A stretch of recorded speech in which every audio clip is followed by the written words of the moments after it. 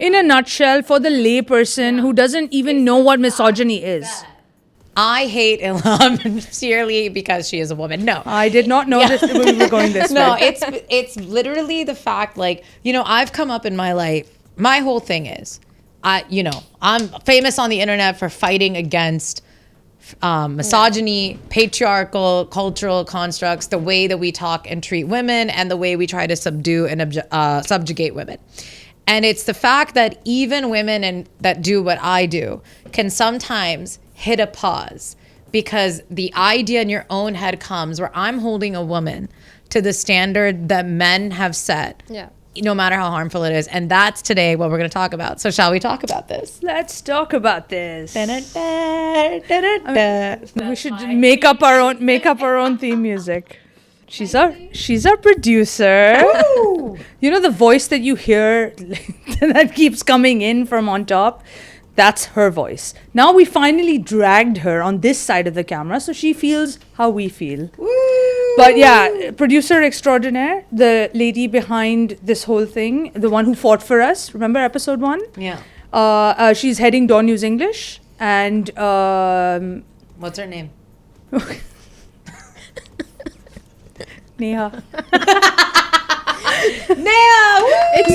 Welcome to the pod you. finally on this side. So it's Niha. It's not Niha. We got to do the whole thing again. Yeah. But that's okay. I've come to terms with people just pronouncing my name however they want to. And What does it sometimes mean? I'm also Niha. Oh, Yeah. what does it mean? Niha means hidden, which is why I like to be behind the camera rather than in front of it. Haha. So yeah, Is that your full name or do you have a middle name? no, it's Niha Dagia. Okay. I don't have a middle name. You can What is find it? her on LinkedIn. No, You can find me on Twitter. yeah. Twitter, yeah. Twitter, yeah, she's big on Twitter. Yeah. Yeah. I don't think you should. I think you should always correct people on how to say your name. Absolutely. Yeah. Because I spent a large chunk of my life as Sabah Malik. Yeah. Up until even in Pakistan. And then one day I was like, how hard is it to say Sabah? Like, and it's literally when Hassan Minhaj was on Ellen DeGeneres. Yeah. And was like, you can say Timothy Chalamet, but you can't say Hassan Minhaj. Yeah. Like, and so, yeah. We gotta I correct that. spent the earlier part of my life trying to correct people, and then I just gave up. I was No, like, you know what, shouldn't it give doesn't up. matter. You should correct doesn't them. matter anymore. Listen, had you corrected me 100 times, I would be saying your name correctly on the podcast. Everyone says my name. I used to Yeah. call her Elhaam. And then once I accepted her friendship that she was like banging my door down for, she then felt comfortable enough to say, hey, it's Elhaam. And I was like, oh, and I tried You know to what But the thing is, the way I spell it also, Yeah. the way my parents spelt it on my birth certificate is ELH, right? So usually that is, Yeah. no one says ill, it's L. So you were in the right. Huh? Yeah. As always, we find ourselves at this point in the conversation where Sabah was right and she was gaslit into believing. And I wasn't the one who was gaslighting you. As usual. That was we gaslighting me, Come right? right. No, I wasn't. I didn't feel gaslight you. gaslit. Oh my God. I just said I did something nice Niha, here. we need HR on set immediately. I need to fix my mic. Oh, you need to fix your Okay, mic. yeah. Is this fine? Should we do this thing where, you know how she keeps asking us questions on this podcast? How about we turn it around Yeah. and ask her? Today Today we have a you topic. are. We have a topic. How Today did it the become spotlight is on you. Quite literally. Literally. Yeah. Hold on. I feel like I'm on the hot seat, and Yeah. we're digressing from the topic. I know, we really have. This whole introduction is like a completely other topic. She's The going to point that edit I'm like- all of this I was going out. to say she should edit this as a short and then we actually come back and Yeah. start again. What is internalized misogyny? Okay. So internalized misogyny, it's basically when women project sexist ideas onto themselves and other women. Yeah. You see, okay, I'm gonna give my TED talk now. Looking right in the camera. So it's basically it's entrenched into us, right? Growing up, the patriarchy tells us to compete, but compete not with men, compete with each other. Yeah. Right? So whether it's at home, Why do you hear about the mother-in-law and the bahu of the family vying for the for the attention of the son, right? Because he's the center of their world. So you have to compete for their attention. When you talk about it at the workplace, it's very easy to fit women into a particular section. And then let's say there's a board of directors. There's on the board table, women would be made to believe that, they're gonna, if there are 10 seats, they're gonna be 2 of them are for women. They're reserved for women. Token. So you have to, the token representation. So they actually have to fight each other gladiator style for these two seats instead of going, excuse me, he 8 other seats. Yes, 8 other go seats. and fight for them. Yeah. When you talk about equity, again, at this point, it's just token representation of women. I mean, we were talking about this earlier in the makeup room. I'm not wearing any. Because I'm not the kind of girl that needs makeup. And that's an example of internalized misogyny. So this is a very buzzword these days. Not buzzword. I mean, I sound so old. I've known about this word. I'm young and cool, okay? But pick me. Pick me is a term which often actually gets misused now but it was about women who sort of like shun mainstream feminine things in order to be more appealing to men, in order to say to men, hey, I'm not like them. You know what I mean? So like, for example, if when Aurat March happens, March 8th of every year, Aurat March, Women's Rights March. Also, by the way, it's not just in Pakistan, it's around the world. It's like a thing. And the first Aurat March in Pakistan was in 1948. Yeah.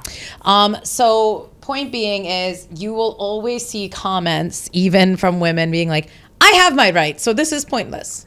And then you'll see people underneath being like, well, I hope he picks you, ma'am. Because the idea is that there's this, as Niha said in the beginning, there's this entrenched idea that women are your competition, and they're also people that you should opt to be better than and to defeat. And the saddest thing is quite often the competition, especially in our culture and the way we are raised, is women fighting women. Women fighting women because... Women fighting themselves, fighting their own femininity. It's in order to be... Feminine urge. Yeah. It's in order to be the most desirable and palatable or likable. To society and to men. To men. I definitely think, especially when it comes to rishta and marriage. It's huge for us because we are raised to look at one another as if there's this Parks and Recreation episode, fantastic show. Love that where show. 2 of the women end up being at a like speed dating night. And Donna, criminally underused, one of the funniest characters ever on television. She sees, like, the other girl comes up to her, Ann Perkins, and she's like, oh my God, thank God you're here. These things are so awkward alone. And Donna doesn't respond. And she's like, hey, are you okay? And Donna looks at her and goes, this is a zero-sum game. If you get that man, I don't get that man. So beat it, right? But that is literally how we are raised. Yeah. Tell me something. Between cousins also, like while you're growing up, there's this competition between girls. Who in studies you have to beat your cousin. And when you're a bit older, when you're like 18, 19, who gets the best rishta? Who gets the rishta first? Who's Big getting ups to how my many? cousins. They've won that battle by long and far. Who's getting how many rishtas? Who's talking about who? It starts from a very young age. I mean, for me, this topic, like, not fully comfortable with this topic, and this is what we talked about earlier as well. Tell me, if a girl is sitting there and they're sitting in a group and someone is kind of venting about their husband or their significant other, and there's another girl who takes the guy's side and puts her down, takes the guy's side, would this also qualify? Well, it depends. Because let's say the wife is like, hey, I burned down our house and my husband's being really mean about it. No, like in every conversation where if she's venting about, we argued about something legitimate. And like, I think that I am in the right. And then there's that one friend who'll always turn around and be like, no, but bichara. Yeah. But like, look at, it's such a hard life. and you are the problem. You should actually be Yeah. better. Yeah. Because we have higher standards for women than we do for men. Absolutely. Right? So women are expected to be they're supposed to have more patience. They're supposed to be The queens of Sabah. Queens of Sabah and tolerant. Yeah. They're expected to tolerate bad behavior, not just have patience for it, but just straight out tolerate it. If it's happening, it's happening. Yeah. It's okay. Open social media. Open one of these groups. If you open any comment, I mean, I kid you not, any question, any woman puts out a question, bears her heart and soul by putting out a question, the comments, my God. And then you'll also have other women being like, what's your problem? Yeah. Just answer the question. If you can't answer and you then can't don't lend say a helpful anything. hand, Yeah. then don't say anything. Why are you judging her constantly? Why are you putting her down? Why are you telling her that she is not good enough? Or why are you telling her that her question is too... I mean, it's silly for her to even ask this question, that it's common sense that she should be doing this. I mean, she clearly needs the help. Yeah. Right? So why do women do that? Why are they constantly battling each other? Because patriarchy has trained us to feel bad about ourselves. Yeah. And while we're feeling bad about ourselves, see, we can't, like I said in the beginning, we can't compete with men. We can't hold men accountable. So what do you do then? Who's left? Women. Oh, so sorry. Yeah. Right? So you take it out on your fellow women. Yeah. That it's because of you. The mother would blame the daughter. The daughter would blame the mother. You didn't take a stand for me. Okay, you didn't do this. I can actually give a very topical example of this right now. I do want to give a bit of a trigger warning. It's going to be a little bit dark. Right now, Diddy, P. Diddy, huge rapper. You know, I, even in Pakistan, people in the 90s in Pakistan were listening to his music along with Biggie. He had a huge court case from his ex-girlfriend, Cassie, basically gets settled in 24 hours last year with egregious accusations of violence. Now, the video, specifically one of the events in that video that resurfaced has been released. He paid $50,000 to a hotel to bury it. Yeah. It has been released, confirming everything. Now, when that court case got settled, Mr. Diddy said, I'm not, you know, we settled it, but like none of this is true. Now he's released an apology video. He's like, I was in a dark place. Because when men are in dark places, their hands only hit women. For some reason, they're never aiming at anyone but women and children. They're so bahadur and strong. Now, here's my issue. He has gotten a flood of support. If you check these comments, I'm not saying it's the mainstream take. I know it can feel sometimes in these incidents like the world is against women, and they are. But in this take, I am saying it's not the hottest take, but I'm seeing a lot of like, you know, he's coming out, he's saying sorry, he's this and that. And what I find fascinating. But that's a small percentage. Yeah, but because now, I mean, back then when the allegations came up, everyone was like, 100%. Look at that. No, but that actually wasn't true. A lot of people were like, it's not true, and she got money from him, and what took her so long? But here's what took her so long? What took her so long, and why did she settle? Yeah. A lot of women say what took her so long, and they say that in other instances. Which is internalized misogyny. Exactly. Yeah. So, but wait, I did have a point. I'm so sorry. I just want to get to it, because the point I'm trying to make is that reading those comments, to build off of what you two said, I was thinking about this morning, literally, that there's this idea that violence against women is almost like on the journey to adult manhood, something you go through and something men grow from. And enduring the violence from the men, that's just you becoming a woman. Look at your patience, look at your grace, look at your sabr. And that is the thing that I was like, that's crazy to me. So you're giving this example of there. Yeah. Here, it's even more prevalent. Oh, yeah. Like over here, it's a badge of honor for women that, your husband beat you last night. You got this. Power through it. Why? And also, we see women being degraded in everyday lives, particularly on media. Physically, right? verbally, in every shape and form. And when these dramas, they show the women, you know, going through physical and emotional abuse, and in the end forgiving the husband. What are you It makes trying my to blood show? boil. You know, what are you trying to teach? That the ideal women, achhi aurat, is the one who endures all this physical and emotional abuse. Yeah. And then in the end says, it's okay, never mind. And another great, That, he was going through something, so I forgive him now. and even more so than that, it's just, I am a strong, good woman. So unko maaf bhi kar dungi, maa ko maaf bhi kar dungi. Yeah. I'm going to move back into the house. And I'll leave it up to a higher power. Yeah, because I am a good And oh my God, he woman. came back and he apologized. Yeah. Wow. He said sorry. He said and sorry. Sometimes sometimes men just hit. It happens. It It happens. happens. I think when we talk about especially internalized misogyny, the idea of a quiet woman is a good woman. Yeah. When we have incidents where women come out about harassment and they talk about, anywhere from actual assault to just leering and looks and da-da-da-da. I once had a story on BBC Urdu, believe it or not, where I spoke in Urdu.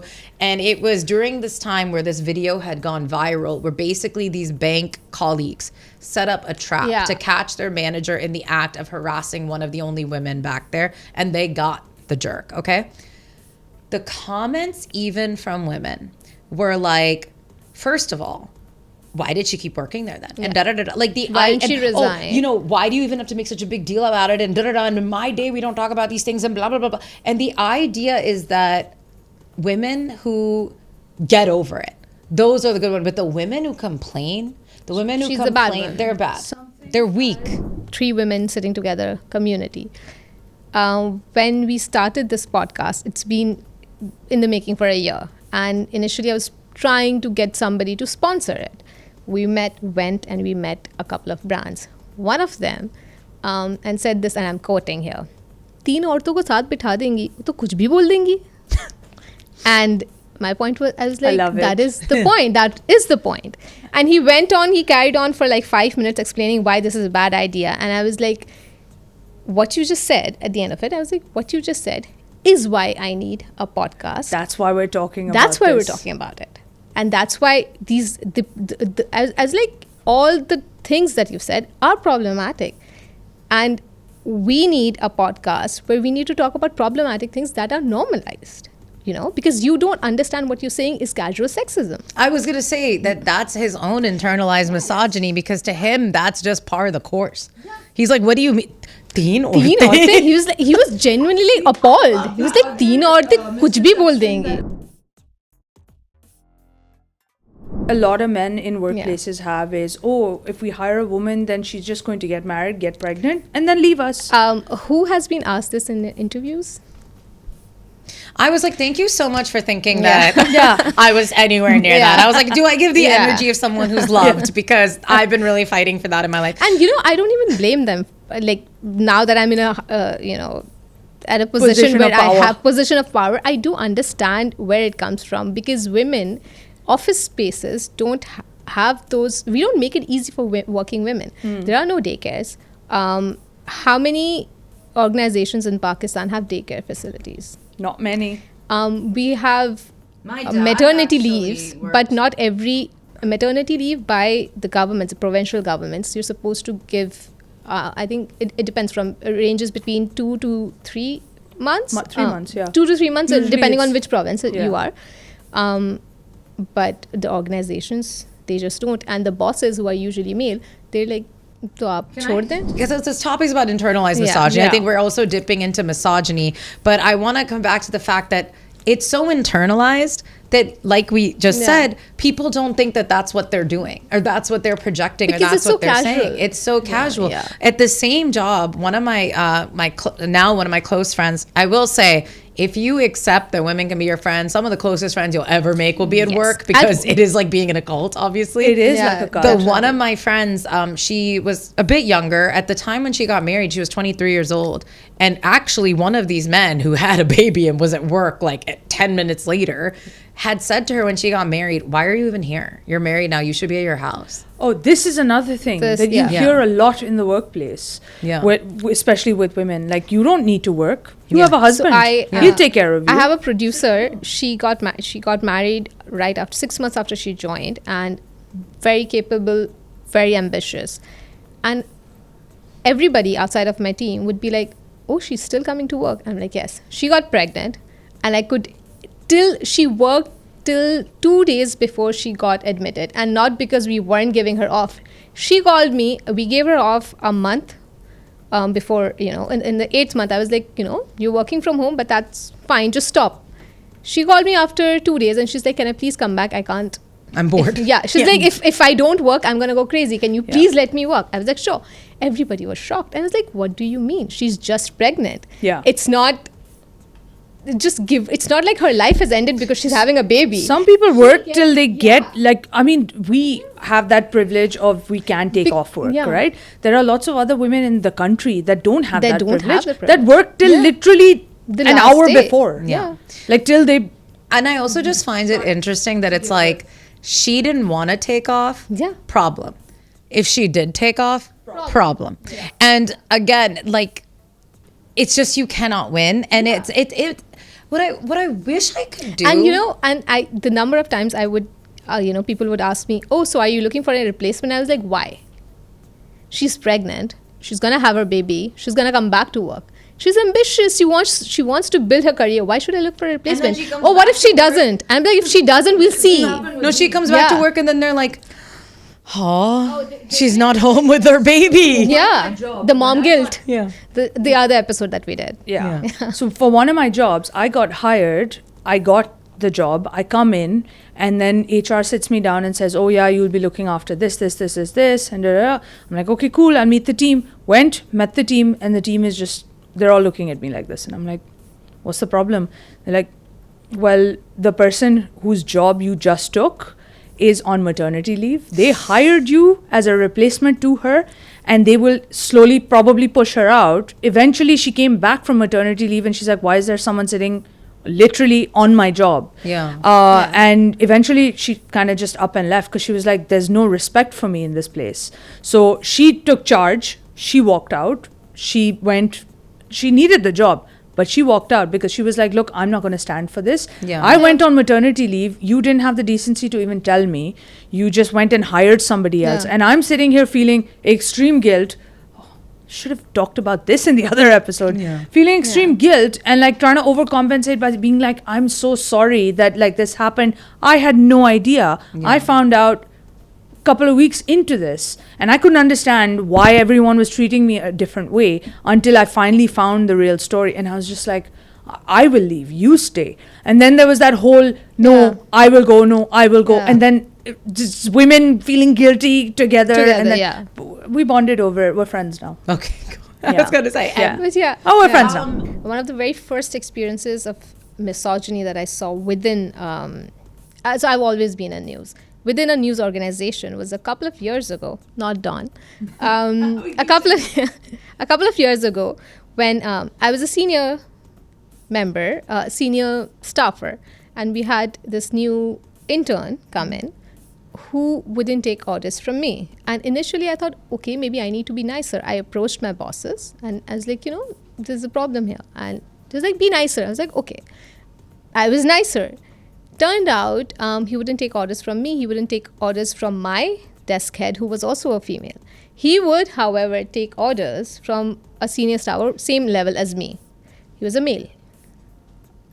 And that's, and what's interesting was my desk head at that time, let it be, let it go.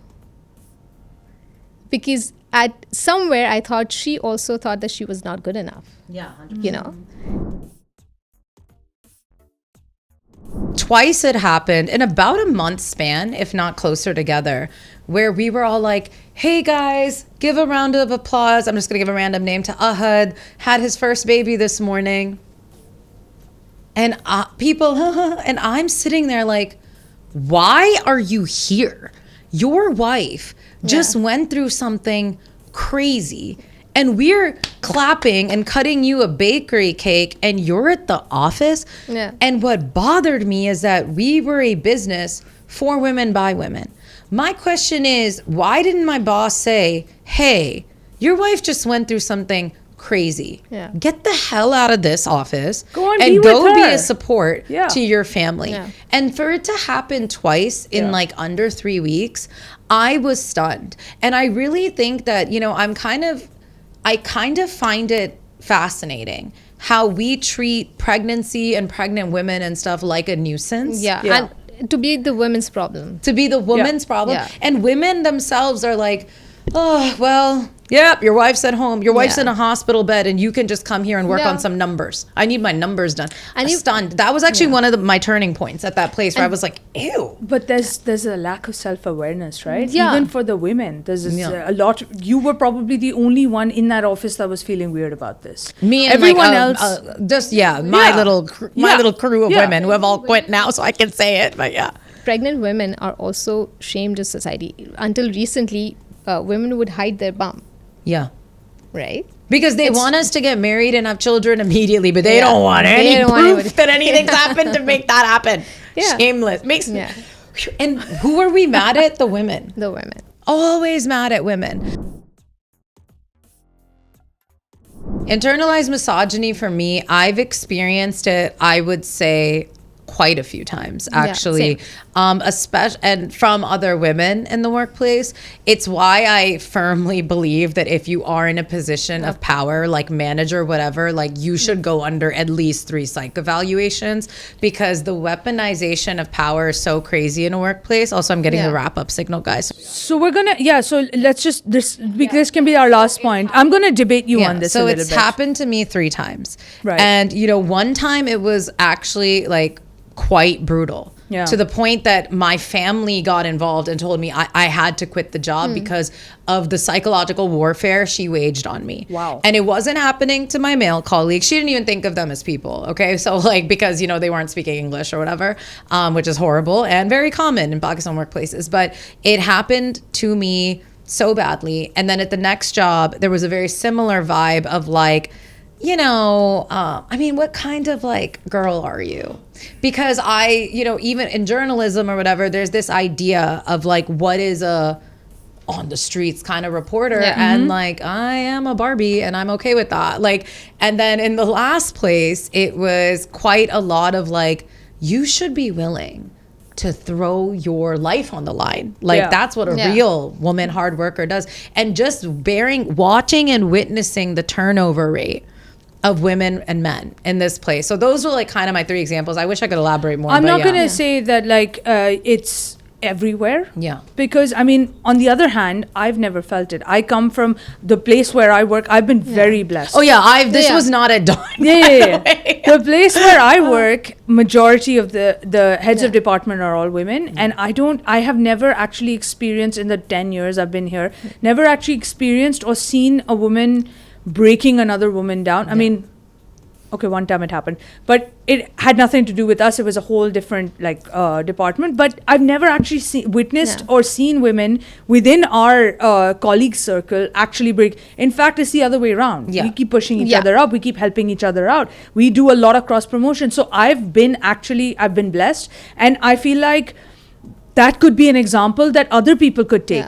And take to their workplaces. That's how it should be. What I've seen in my career so far is it's always the men pitting, women against each other. So they would always come and they would always try, wo aapke bare mein ye keh rahi thi. I'm like, okay, she can come and say it to me. Why were you listening? This happens so often. I take it as a challenge. Yeah. I'm like, come, tell me, what did they say? Yeah. Let me figure it out. And why are they so comfortable telling you? Yeah. Oh, I always tell people that. Also, my other thing, I'm like, if you tell me someone said something about me and you say, promise me you won't tell, I'm going to tell. I don't care. I do it every time. I've told my friends this. I'm like, I'm not going to let you sit and kiki about me. Yeah. And I don't get to say, hi, what's the problem here? Yeah. But I will say 99% of my career has been women building women up, and I think it's because a lot of us have healed from growing up and being told like, that's your enemy, that's your enemy, that's your enemy, and then the first time you encounter men in the wild, you're just like, no, I'm starting to think maybe I'm just my gonna op say, is this other person. to end this on a great note, I'm just gonna put it out there that if you want to get rid of that internalized misogyny, watch this podcast. We'll teach you. We'll take you through it. We'll hold your hand. The stress on be nicer to your, to that male colleague or that male subordinate who doesn't really like your power.